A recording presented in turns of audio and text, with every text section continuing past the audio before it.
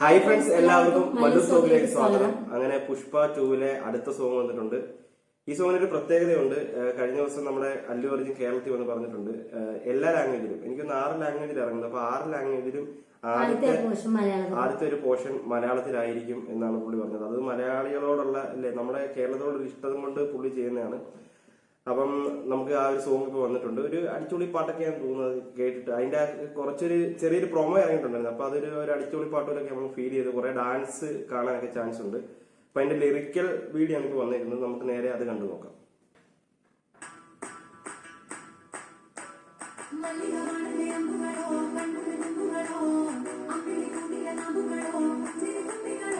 ഈ പോർഷൻ തെലുങ്കാണ് പാട്ട്.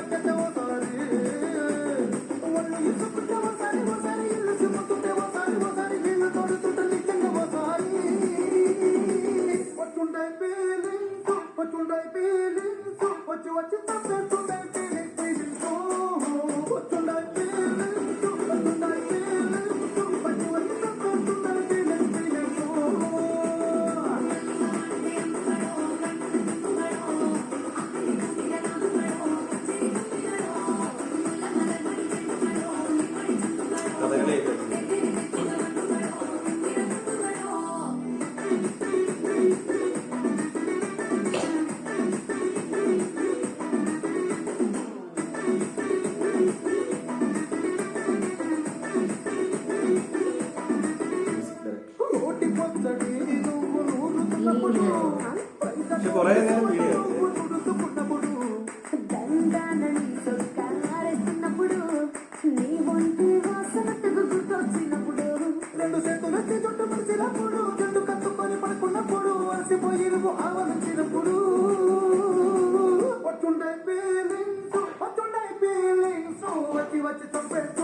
കേരളത്തിലെ ഡ്രസ്സൊക്കെ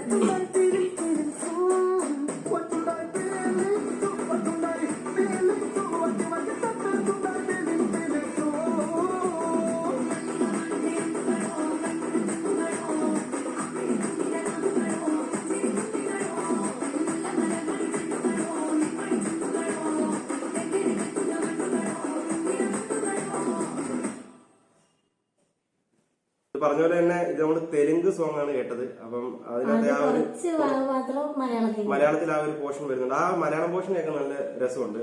പിന്നെ അതിനകത്ത് ആർട്ട് വർക്കൊക്കെ എനിക്കൊന്ന് കൂടുതലും കേരളപരമായിട്ട് ഇല്ല, കേരളത്തിൽ നമ്മളെ ഇപ്പൊ കഥകളി, മോഹിനിയാട്ടം അങ്ങനെയുള്ള സംഭവങ്ങളുണ്ട്. പിന്നെ ഇതിനകത്തൊരു ഫോട്ടോയ്ക്കകത്തും കാണിക്കുന്നുണ്ട് രശ്മികയും അതുപോലെ തന്നെ അല്ലു അർജുനും നമ്മുടെ കേരളത്തിലെ ആ ഒരു ട്രഡീഷണൽ ഡ്രസ്സൊക്കെ ഇട്ടുകൊണ്ട് നിൽക്കുന്നുണ്ട്. അപ്പൊ അത് ആ കോസ്റ്റ്യൂമിലും ചിലപ്പോൾ എന്തെങ്കിലും ഒരു ഡാൻസും പരിപാടികളൊക്കെ കാണും.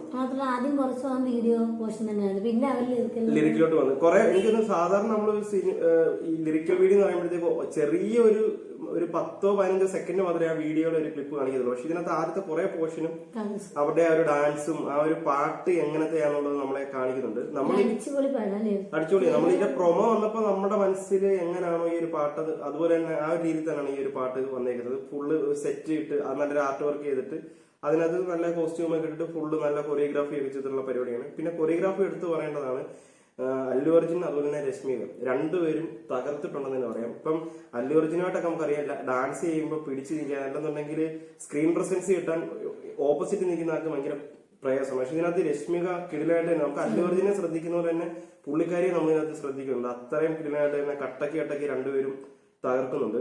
അപ്പം പാട്ട് കേട്ട് എനിക്ക് തോന്നുന്നു തിയേറ്ററിൽ ഭയങ്കര ആഘോഷമാക്കാൻ നല്ലൊരു ഓളമാക്കാനുള്ള ഒരു സോങ് തന്നെയാണ്. പാട്ടും ഇഷ്ടപ്പെട്ട് ആ ഒരു കൊറിയോഗ്രാഫിയൊക്കെ ഇഷ്ടപ്പെട്ട്.